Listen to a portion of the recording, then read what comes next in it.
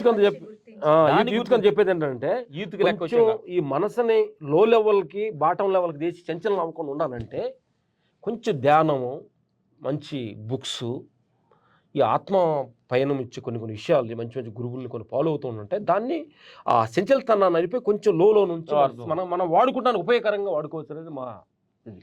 ఏం లేదు తల్లి, నీకు చిన్న ఉదాహరణకు 2 ఆప్షన్ ఇస్తాం.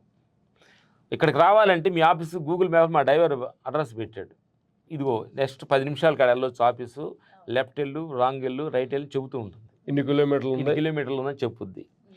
మనం తయారు చేసిన గూగుల్ మ్యాటే ఇంత కరెక్ట్ చెబుతుందంటే, మనల్ని తయారు చేసిన భగవంతుడికి కనుక కనెక్ట్ అయితే,